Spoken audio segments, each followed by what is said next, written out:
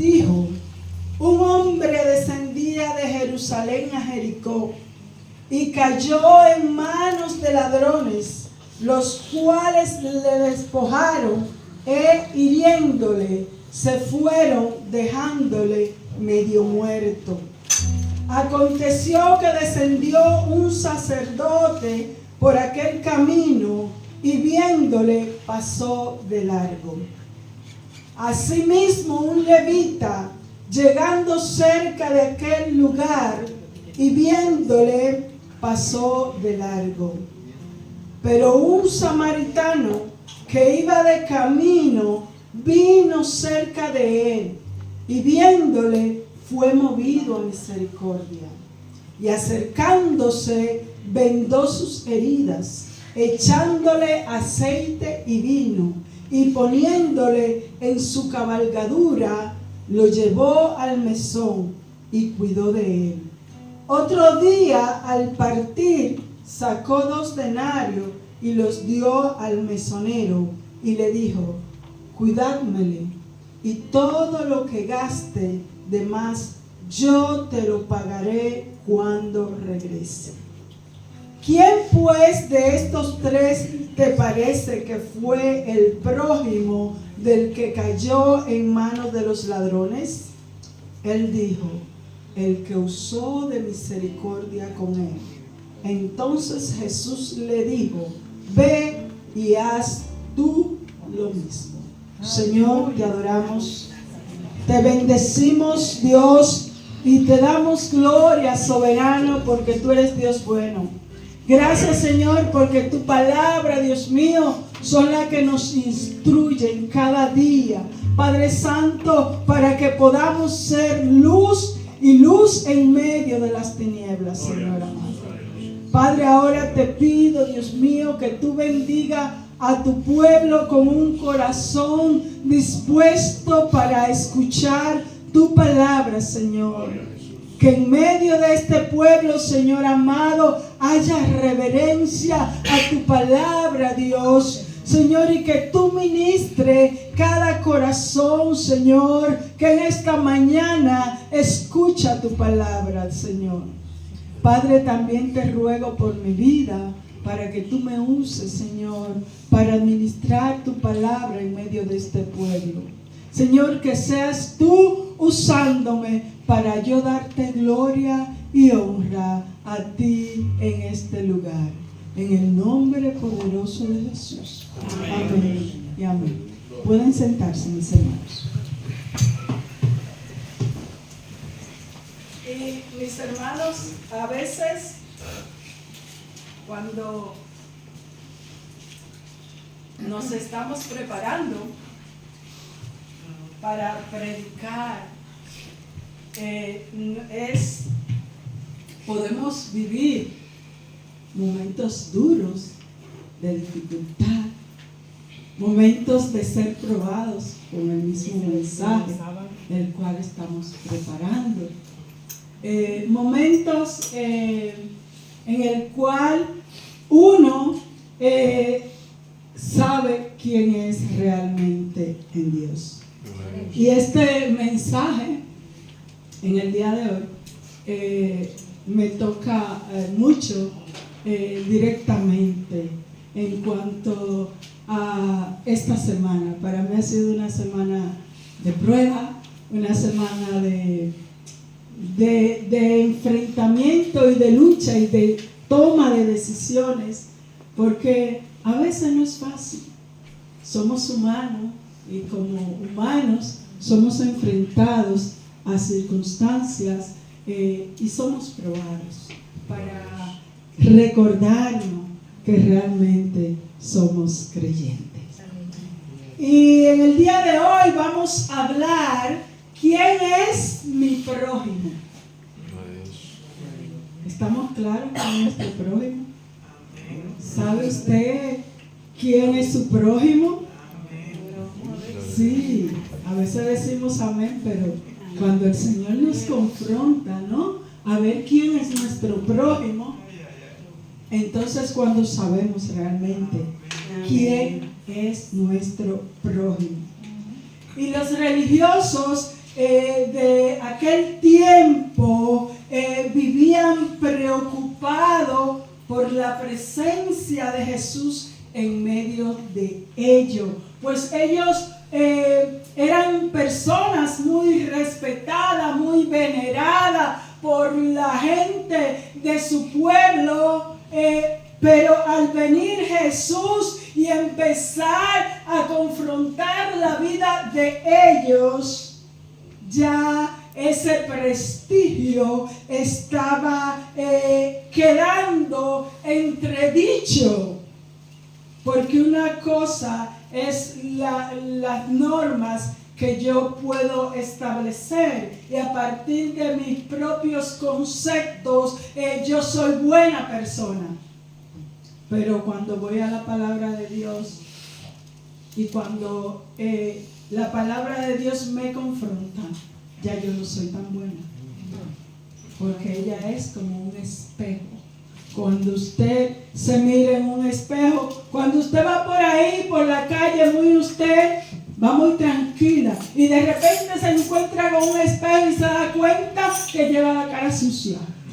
Entonces ya usted no va tan horrible, va como avergonzado, porque dice, ay, sí voy horriblemente mal. Y los religiosos del tiempo de Jesús, cuando Jesús comienza a hablar, ellos ya no se sentían tan seguros. Y de repente un intérprete de la ley quiso mantener una conversación con Jesús para tenderle una trampa.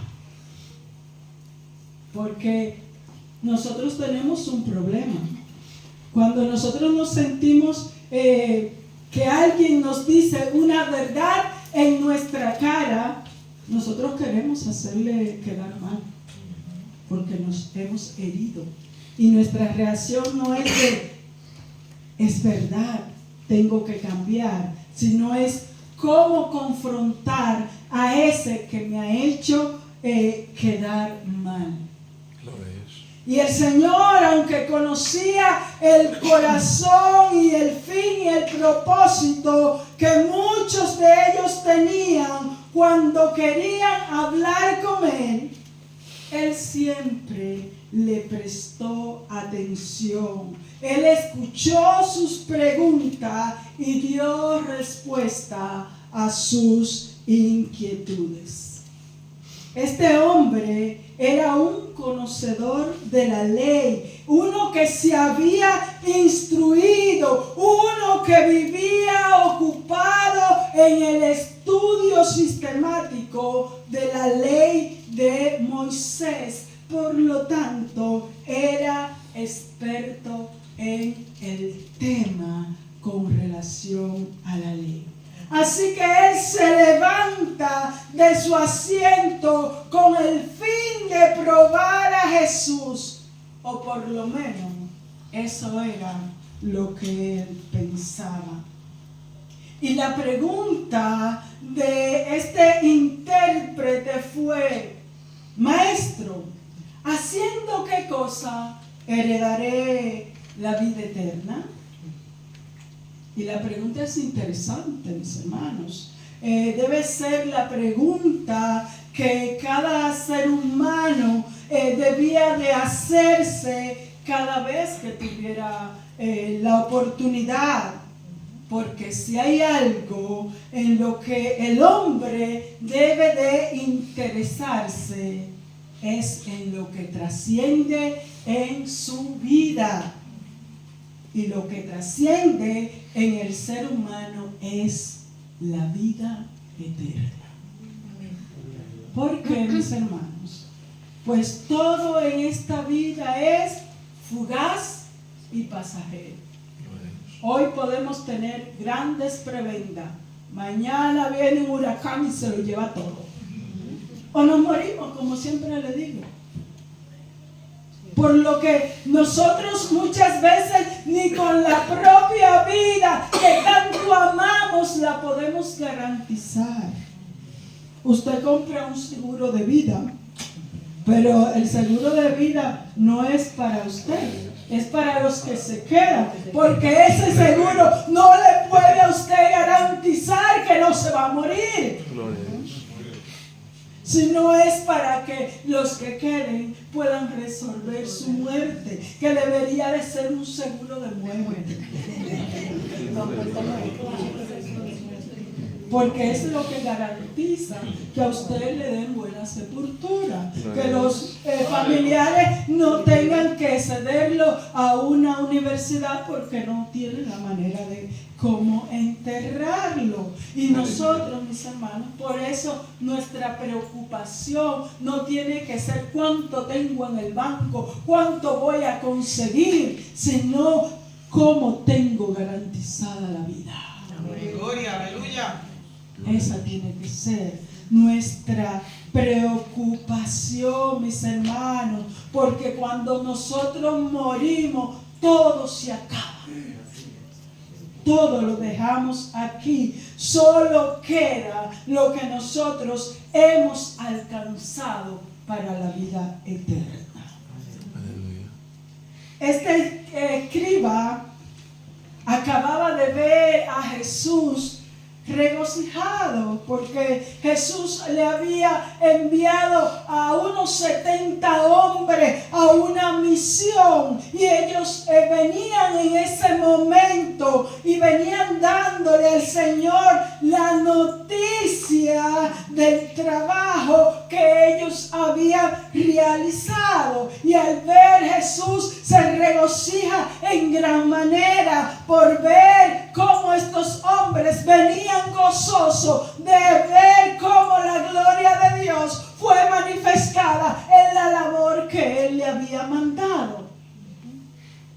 Y este escriba parece que al ver tanto gozo en Jesús, quiso echarle un jarro de agua fría, ¿no? A veces cuando de repente usted está muy gozoso y alguien viene y te da una noticia mala, como que se te apaga el gozo, ¿no?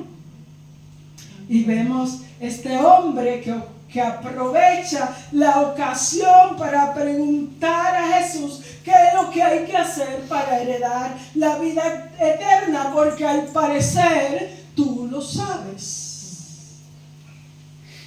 Nosotros, cuando tenemos a personas intelectuales o teólogos o con mucho conocimiento, tememos de que esa persona nos aborde con una pregunta incómoda o una pregunta difícil de responder, a lo cual nosotros no estamos lo suficientemente claros en dar respuesta de ella. Pero en cuanto a responder con verdad y claridad, Jesús no sufría esta condición, porque Él era Dios. Él tenía la respuesta y tiene la respuesta para todas nuestras interrogantes, sean estas bien o mal intencionadas, porque a Cristo nosotros no le podemos ni atemorizar, ni coartar, mis hermanos. Así que para Cristo, esta pregunta que este intérprete le hace no está fuera de lugar. Aun cuando lo que para él en ese momento lo importante era lo que sus discípulos le estaban informando. Y me encanta que Jesús le da a este intérprete con su propia herramienta. Y él le pregunta en el versículo 26 del 10 de Lucas, donde estamos, él le dijo: ¿qué está escrito en la ley? ¿Cómo lees? Mientras él esperaba que Jesús le dijera algo que no estaba en la ley para poderle acusar, Cristo lo refiere a la ley que él estudia cada día, a esa que él le dedica su vida. y le dice, ¿para qué la estudia? ¿Porque la entiendes? Muchos nos queremos hacer maestro para refutar a otros, para competir con otros, para demostrar que yo sé, para demostrar que tengo conocimiento. Pero no, eso no es lo importante en la vida del creyente. Es bueno, sí. Hay que conocer la palabra de Dios. Y es importante conocer la palabra de Dios. Pero hay muchos que solo van a ella con un propósito que no es el principal. Por eso el Señor le dice, ¿cómo lees? ¿Cómo la lees? Solo la lees de manera rutinaria, como el periódico, para enterarte cómo anda el mundo, pero sin detenerte a reflexionar lo que lees. ¿Y nosotros cómo nos acercamos a la palabra de Dios? ¿Cuál es nuestra actitud cuando vamos a ella? A veces con el fin de aprendernos versículos bíblicos y poderlos recitar. Pero la palabra es más que eso. La palabra es la lámpara a nuestros pies que nos va a alumbrar el camino si verdaderamente a ella nos acercamos como debe ser. A veces, mis hermanos, vamos por lana y salimos trasquilados. Jesús lo envía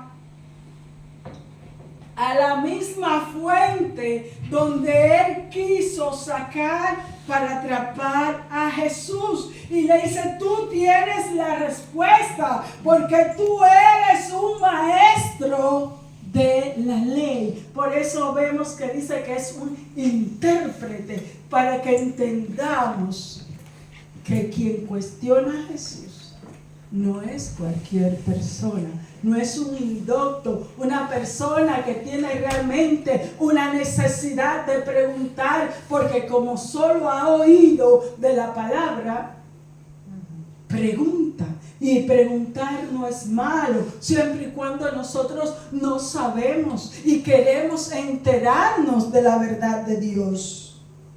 Por eso Jesús le dice, lo debes saber perfectamente. Porque como maestro, tú tienes acceso a la palabra de Dios. Así que vemos, mis hermanos, que Jesús no le contestó a la pregunta que este individuo le hace, sino que también él, ¿qué hizo? Preguntó. O sea, si yo te pregunto y tú me preguntas, ¿cuál es la respuesta? Ninguna, ¿no?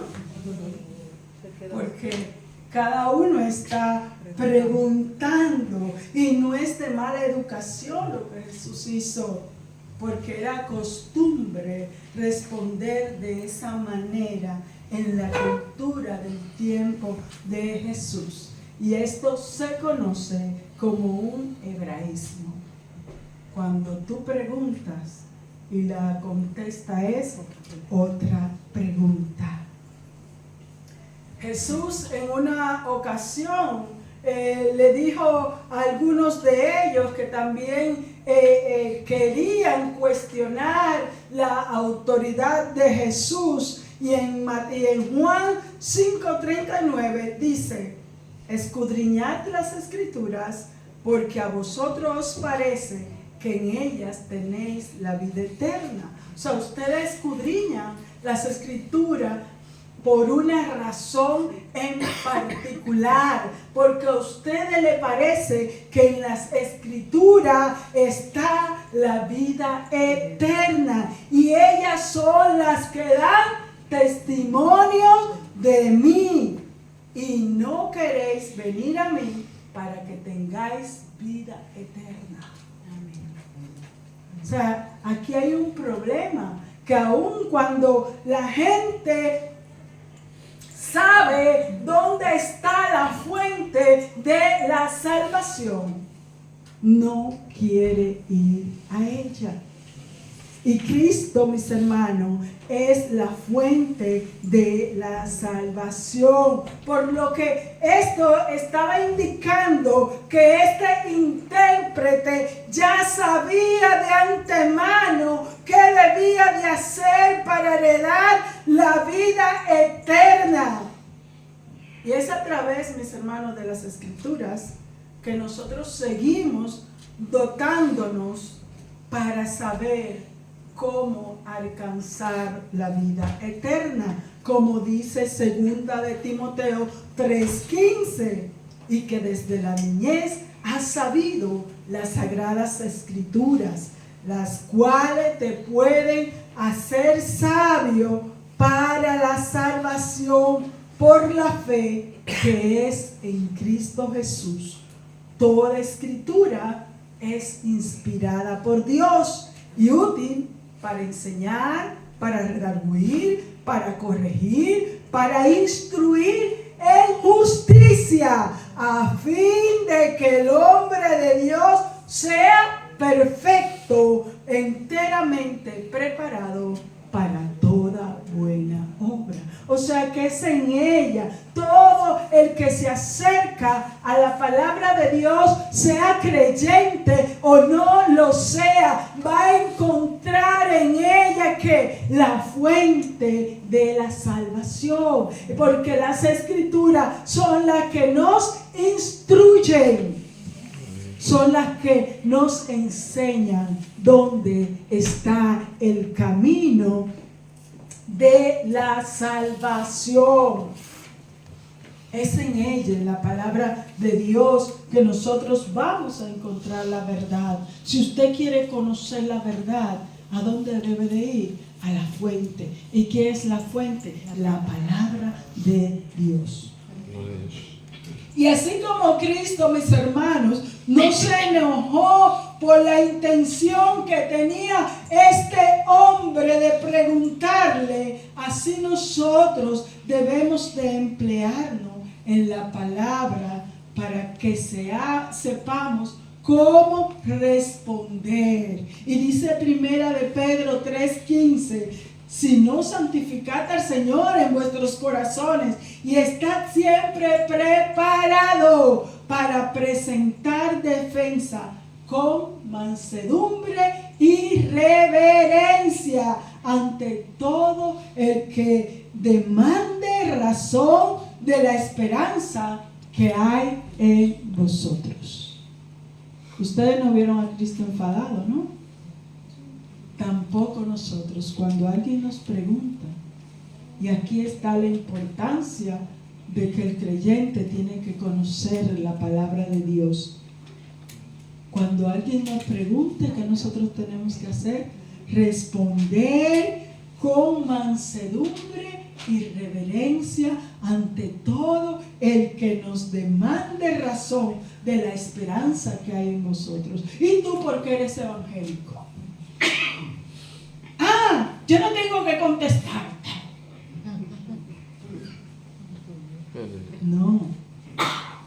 No soy evangélico porque he conocido las buenas nuevas de salvación, porque he entendido que Cristo vino a morir por mí en la cruz del Calvario y que en un día no muy lejano yo tendré que presentarme ante mi Creador y tengo que ir preparado para esa cita.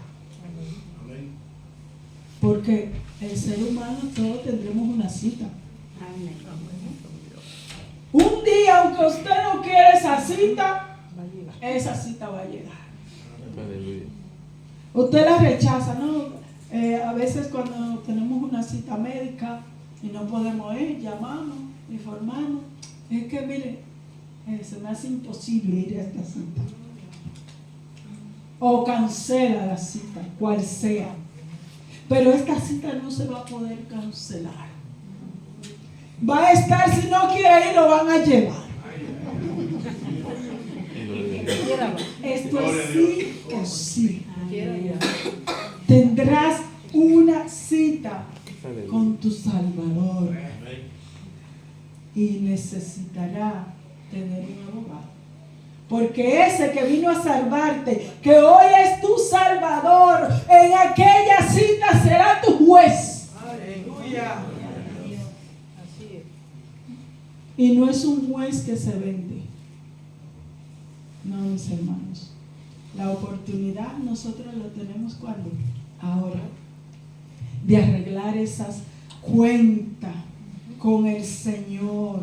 Y vemos, mis hermanos, que a este hombre no le quedó más remedio que responder como se esperaba que respondiese.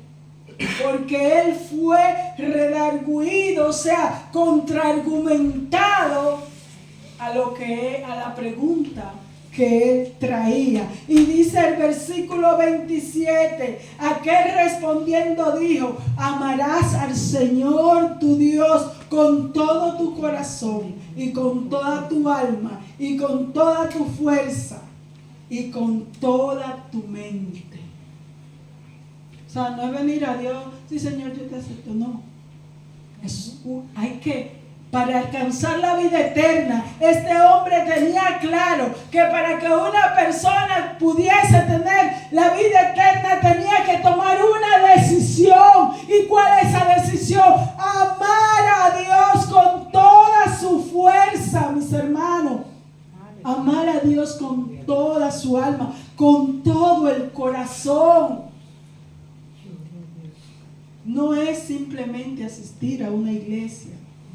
Tu mente, alma y corazón tienes que ponerlo en ello para poder alcanzar la vida eterna. Y a tu prójimo también tienes que amarlo como a ti mismo. Gloria a Dios.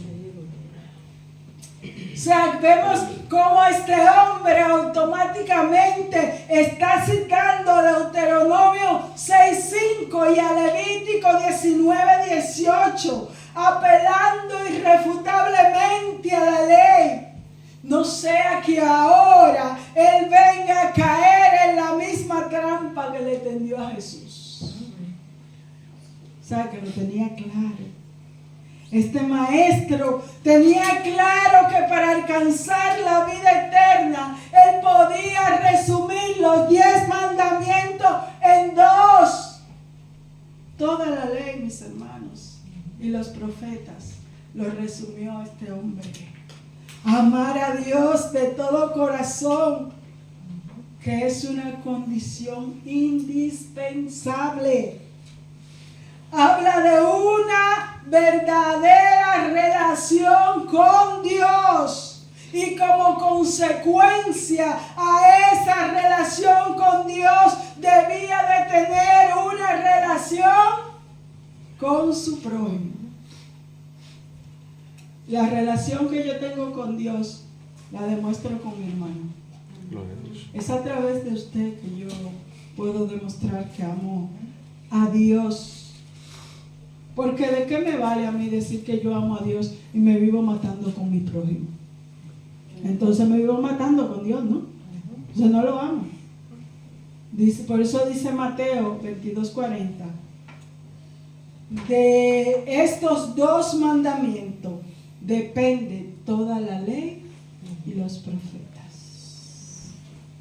Si usted quiere obedecer a Dios y tener garantizada la vida eterna, ¿qué debe de hacer? Amar a Dios y amar a tu prójimo. Esas son las 2 bases fundamentales del Evangelio. El amor, así como Dios nos ha amado, que se entregó, dio a su único Hijo en favor de nosotros. Él demanda que nosotros le amemos de todo corazón. Amén. Pero aunque a muchos solamente le importa a Dios, aunque sus santos no entren, los santos son importantes. Y es importante, mis hermanos, que nosotros entendamos que debemos de tener una buena relación con nuestros hermanos. Y dice el versículo 28, y le dijo, bien has respondido, haz esto y vivirás. O sea, ya tú conoces, ¿no? Lo que hay que hacer ahora, tiene que ponerlo en práctica, eso que sabe. Porque el problema nuestro, mis hermanos, no es que no sabemos. Porque ¿quién no ha oído de Dios desde que ha nacido? Todos nosotros, toda la vida, hemos escuchado en nuestros hogares, en la iglesia, el vecino, en las calles, hablar de Dios. ¿Quién no conoce los 10 mandamientos? Todos los que estamos aquí, alguna vez hemos oído hablar de los 10 mandamientos. Por lo que el problema no está en lo que no sabemos, sino en lo que nos cuesta es practicarlo. Yo le decía que hay cosas que cuestan, ¿no? Nosotros somos rápidos en aprender la teoría, pero en la práctica suspendemos. Y yo le decía que en esta semana me pasaron varias cosas. Entre ellas, el viernes, el jueves tuve un día muy difícil. Yo se lo iré, si me da tiempo le iré contando. Y el viernes yo estaba agotada. Cuando salí de trabajar, yo me mataba por un asiento. Porque encima que no había dormido bien, había tenido un día cargadísimo el día anterior. Y toda la mañana del viernes fue corre que corre. Y cuando ya me iba para mi casa quería irme un trayecto que es tan largo de 4 caminos a Usera y descansar un poco mientras iba en el metro. Y cuando llegamos, el tren en estos días va a tope, no sé por qué, pero estaba que no le cabía un alma. Así que yo fui luchando por un asiento y cuando llegamos a Avenida de América, encontré un asiento y me desplayé allí, justo el que a mí me gusta. Estaba yo allí sentada. Y de repente en ese tren que viene a tope de gente, veo una señora temblorosa. Y yo miro para el otro lado.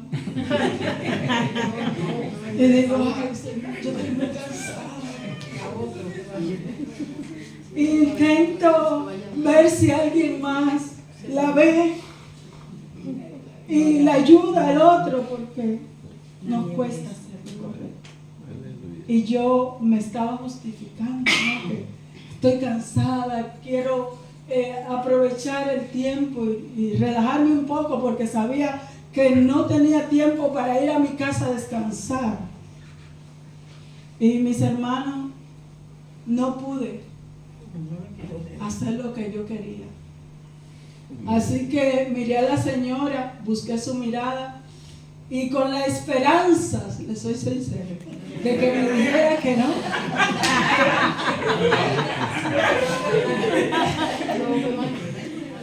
Le pregunté, ¿quiere usted sentarse? Y me dice ella, si me cede el asiento, no te digo que no. Así que mis hermanos, allá fui a darle el asiento. La señora llegaba hasta Legazpi. O sea que yo tuve que desacomodarme para acomodarla a ella. Eso es amor al prójimo. Cuando nosotros tenemos la necesidad de estar cómodo y nos desacomodamos para acomodar al que está peor que usted, es lo que Dios espera de nosotros. Porque cuando hay mucho asiento y usted le da el asiento al otro, se siente en el otro lado. Pero cuando no hay manera, mire, yo llegué hasta Méndez Álvarez de pie. Ahí, y con mi bolso aquí, porque el tren estaba que no aflojaba en ningún sitio. Y ya había sufrido. Y estaba tensa. Pero eso es lo que Dios espera de nosotros. Que cuando tenemos que mostrar el amor al prójimo, no suspendamos. No es que no nos cueste, nos cuesta. Porque realistas tenemos que ser. Por eso Jesús le dice, muy buen alumno era, pero te falta ¿qué? La práctica. Ejércelo y vivirá. Dice Levítico 18:5, por tanto, guardaréis mis estatutos y mis ordenanzas, los cuales, haciendo el hombre, vivirá en ello. Yo, Jehová. O sea, está firmado por Dios.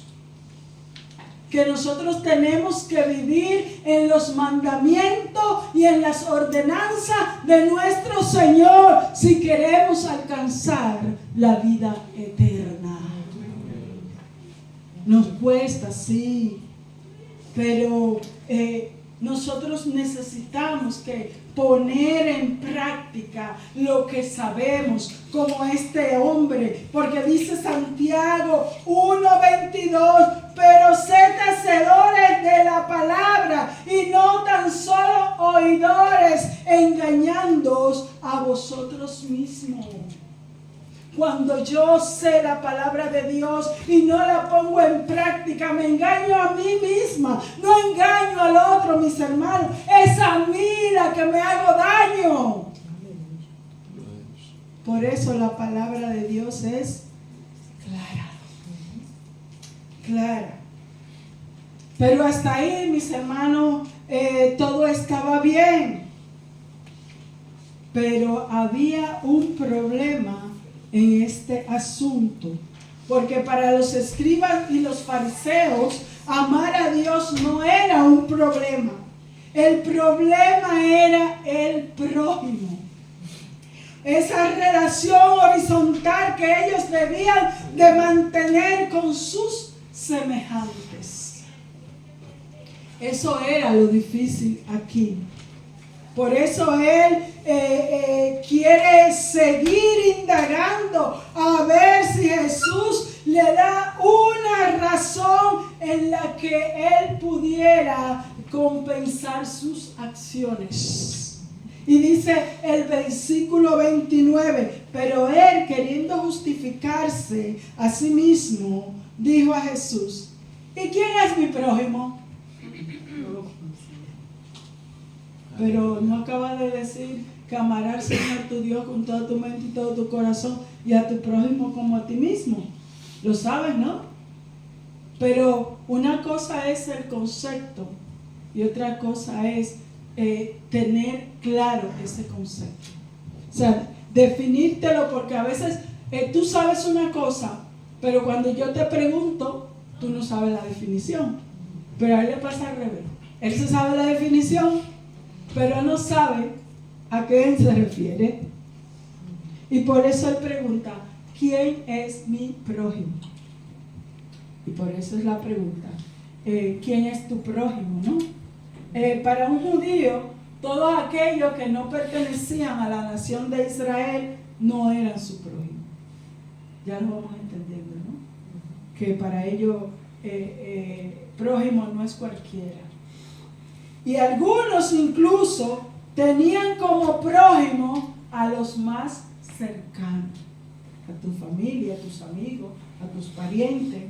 Así que ellos, con los que eran cercanos, ellos no tenían problema. Pero cuando Cristo le dice que haga esto y vivirá, este hombre sabía que le estaba reclamando algo más. Porque él podía decir, yo amo a mi prójimo. Pero dijo, antes de yo decirlo, déjame preguntar, porque yo tengo un concepto, igual puede que el concepto de Cristo en cuanto al prójimo sea más amplio que el concepto que yo tengo. De ahí es la pregunta, ¿quién es realmente? Si lo que yo hago son mis prójimos, ¿hay alguien más a quien nosotros debemos de amar o de tener como a mi prójimo?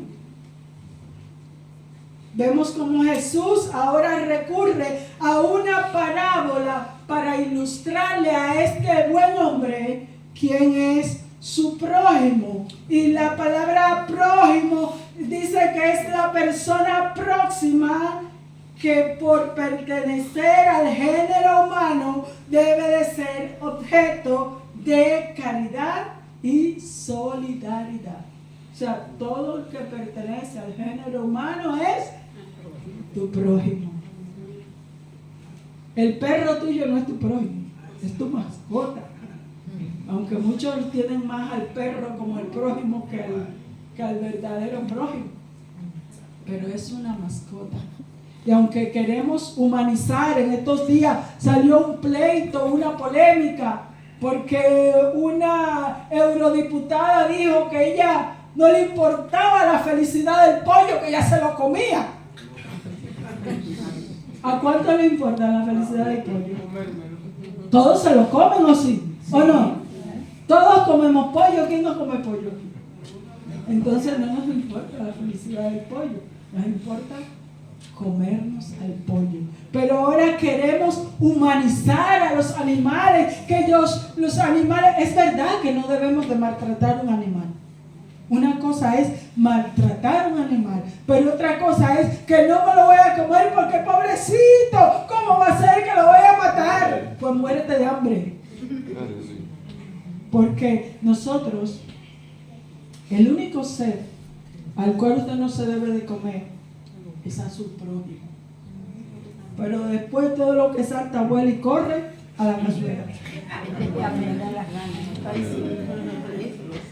Y no es malo porque Dios así lo estableció para nosotros. Cuando usted se come un buen chuletón, que no le dé remordimiento.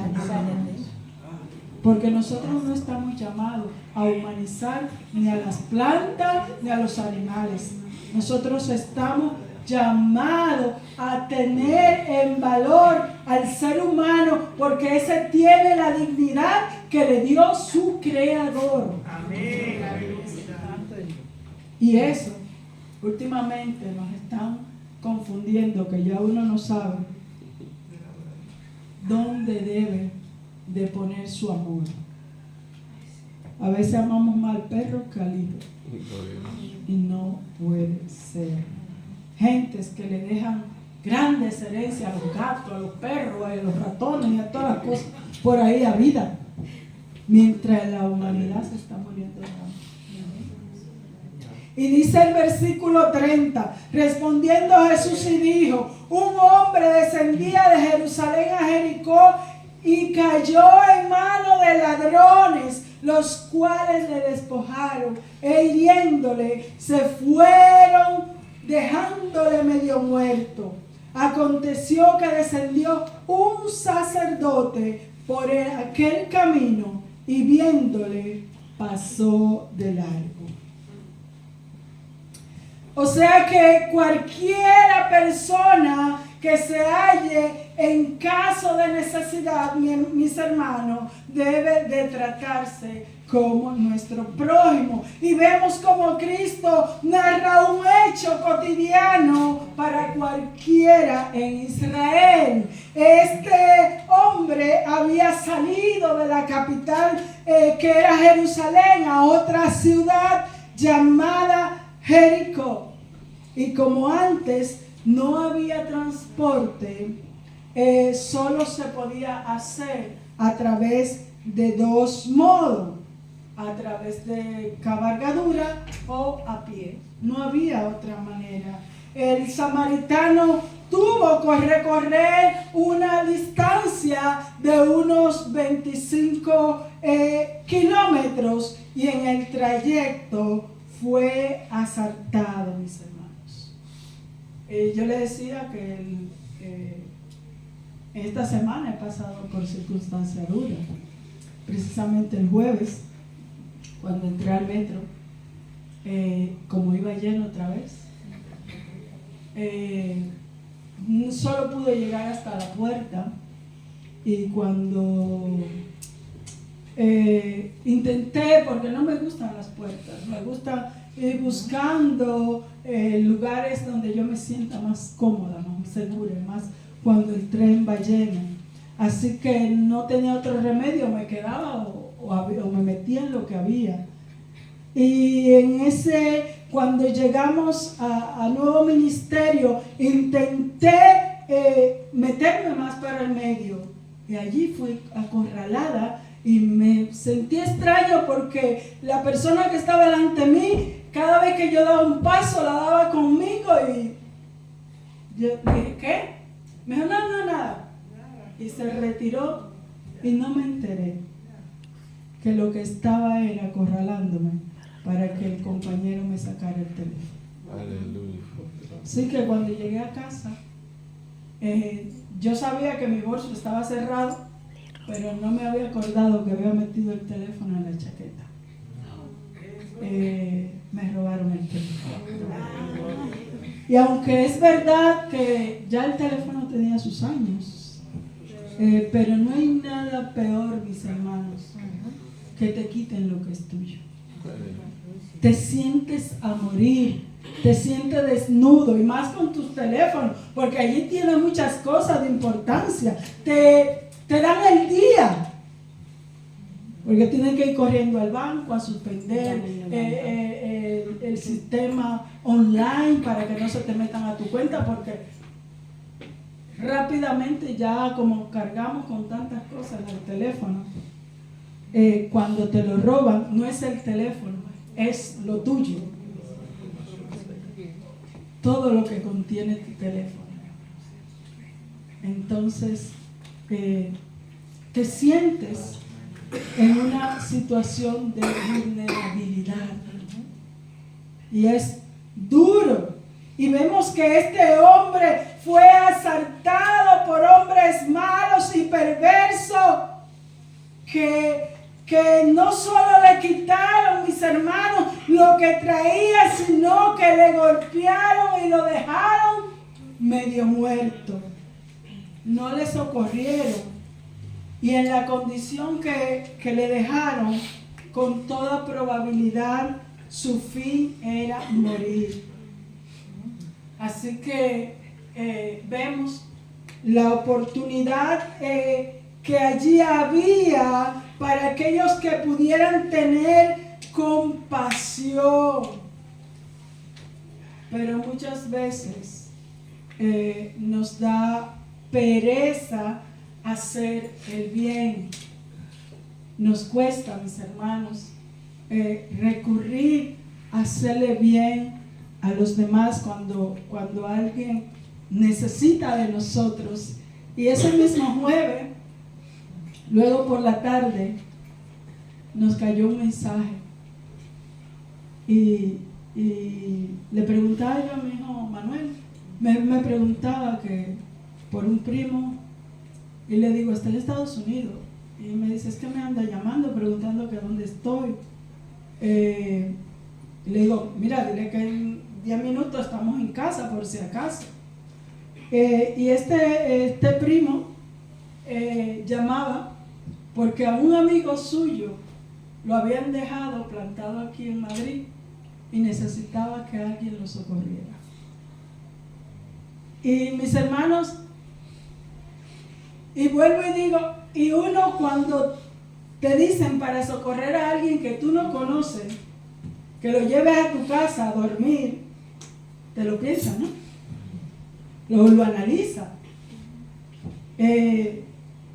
Pero ahí viene la palabra y te dice, vas a predicar, ¿no?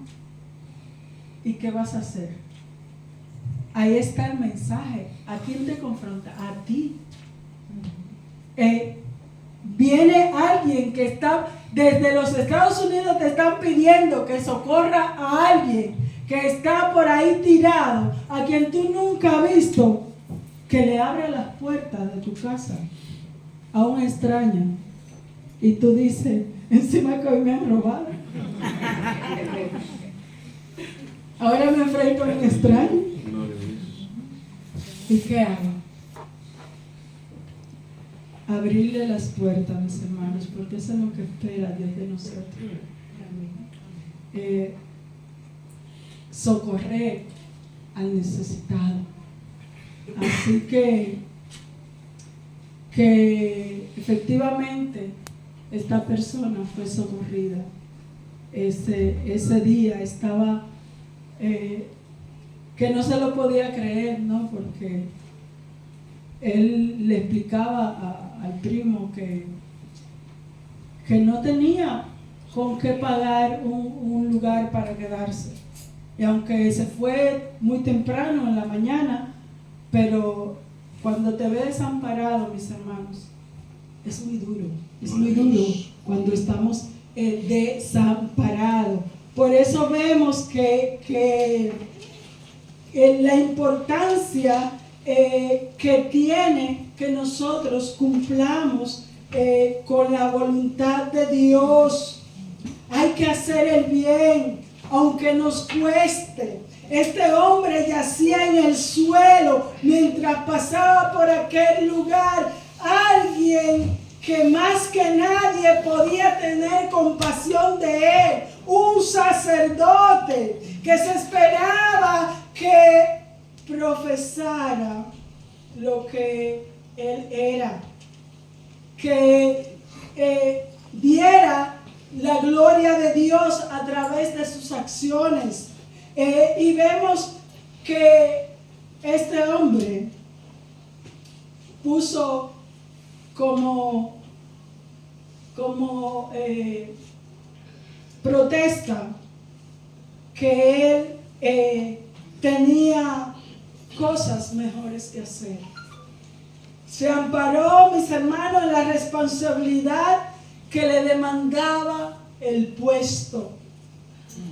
Si aquel hombre se moría, este sacerdote, mientras este sacerdote le socorría, ya él no estaba en condición de hacer el servicio religioso.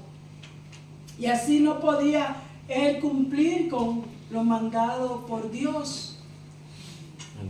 Pero, mis hermanos, no es ser religioso, sino que nosotros mostremos el amor de Dios en nosotros.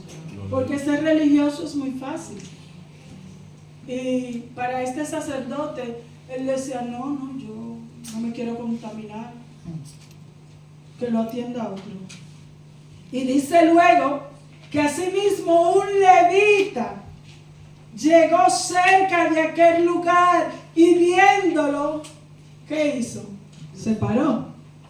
No, también pasó de largo.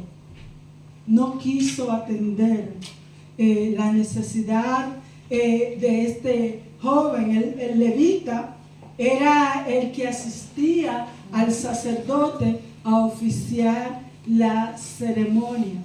Él vio la necesidad que tenía este hombre, pero no mostró compasión por él. Se hizo de la vista gorda porque no tenía intención de socorrerle. Y de socorrer, mis hermanos, a uno de su nación. A este hombre se le olvidó cumplir. ¿Con qué? Con la ley del amor. Solamente por compasión. Nosotros tenemos que socorrer a aquellos que están ¿en qué? En necesidad. Y vemos que luego el Señor dice, pero un samaritano que iba de camino, vino cerca de él y viéndole fue movido a misericordia. Los judíos y los samaritanos, mis hermanos, no se llevaban porque los samaritanos estaban mezclados con los gentiles, por lo que los judíos despreciaban a los samaritanos y lo tenían como gentiles. Y ahora vemos cómo Jesús le hace ver a ellos como un levita y un sacerdote, siendo los que realmente profesaban a Dios y los que más cumplían la ley, no estaban dispuestos a socorrer a alguien, pero más sin embargo uno al que ellos despreciaban tuvo compasión. Uno que pensó, ese hombre podría ser yo. Ese hombre que está allí puedo ser yo, y por lo tanto él decidió hacer una obra de misericordia. Y dice el 34, y acercándose vendó sus heridas, echándole aceite y vino, y poniéndole en su cabalgadura, lo llevó al mesón y le cuidó. ¿Qué fue lo primero que este hombre hizo? Vender las heridas. Le dio los primeros auxilios, mis hermanos. Cuando una persona está herida, vemos que van una ambulancia, y que lo primero que hacen ellos es darle los primeros auxilios a esa persona. Le echó vino y aceite. El vino se usaba para como desinfectante, y el aceite era para suavizar y cerrar las heridas, vendándoles estas heridas para que no sigan infectándose. Este hombre, vemos que él tenía sus cosas que hacer, pero más sin embargo él tomó tiempo para prepararlo antes de trasladarlo, y estaba en un lugar peligroso, mis hermanos. Y después que lo preparó, lo montó en su cabalgadura. Así que tuvo que desacomodarse él para acomodar al herido, montar al herido en la cabalgadura, irse él a pie. Pero también dice que este hombre tomó tiempo, ¿para qué? Para cuidarlo. Dejó de hacer sus cosas para atender a un extraño, a uno que él no conocía, a uno que era prácticamente su enemigo. Dice Proverbios que si tu enemigo te dice que tiene hambre, que le dé de comer, que si tiene sed, que le dé de beber, porque ascua amontonará sobre su cabeza, y Jehová te lo pagará. Amén. Por eso vemos a este samaritano cómo muestra su amor incondicional hacia un hombre que él ni siquiera conoce. Dejó sus planes a un lado, mis hermanos. Lo llevó hasta el mesón, al lugar donde le podían atender verdaderamente, porque él de medicina no sabía mucho, pero hizo lo que pudo, y allí estuvo hasta que le dieran un diagnóstico de que no se iba a morir. Y como él tenía que irse porque tenía sus obligaciones, ¿saben qué hizo? Le habló con el mesonero y le dijo: aquí tiene 2 denarios. Imagínense que ustedes dicen: aquí hay 1,000 pesos, 1,000 euros para los gastos de ese hombre, porque no quiero que dejen de atenderle, porque no tiene nada, porque todo se lo han quitado. Es un desvalido. al cual yo quiero hacer una obra en él y la quiero hacer completa. Y dice, y si lo que yo dejo en garantía no es suficiente, ¿sabes qué? Ponlo a mi cuenta que yo lo pagaré. ¿Sabes quién ha hecho todo eso por nosotros? Nuestro Señor Jesucristo. Ha provisto para nuestra salvación. Él ha provisto para darnos vida eterna, que no nos falte nada. Nosotros, mis hermanos, somos llamados a ser generosos, no con el que conocemos, porque a ese te sabe que le va a remunerar en cualquier otra circunstancia. Pero necesitamos hacer el bien independientemente de quien sea el que lo necesita. No, que a mí me han engañado muchas veces. No pasa nada. En esta iglesia muchas veces hemos servido a gente que el día que les servimos agarran y se van y no vuelven.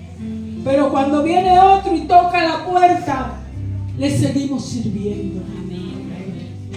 Porque nuestro cometido es ese: mostrar el amor de Dios.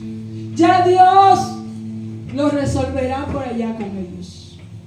Pero yo, aunque me hayan engañado una y otra vez, seguiré haciéndole bien a mi reino. ¿Quién es tu prójimo? Todo aquel que está a tu lado es al que tú le tienes que hacer bien. Todos los que te rodean son tu prójimo. En el trabajo, en el metro, en la vecindad, por donde quiera que te muevas. Cada vez que alguien actúa con violencia o con mala actitud hacia ti, siempre piensa que es tu prójimo y que debes de hacerle el bien.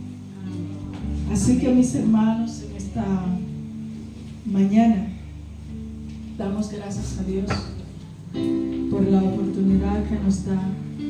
Esperamos que tú medites en tu prójimo. Si alguna vez ha tomado mala actitud, es tiempo de cambiar y de comenzar a actuar con conocimiento de que somos hijos de Dios.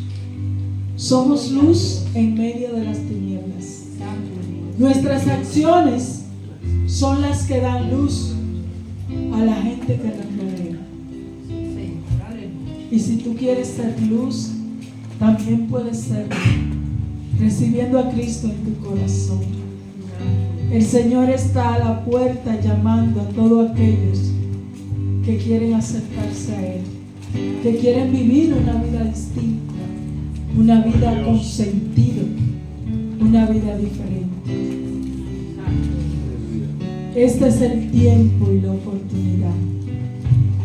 Así que, mis hermanos, que el Señor nos bendiga.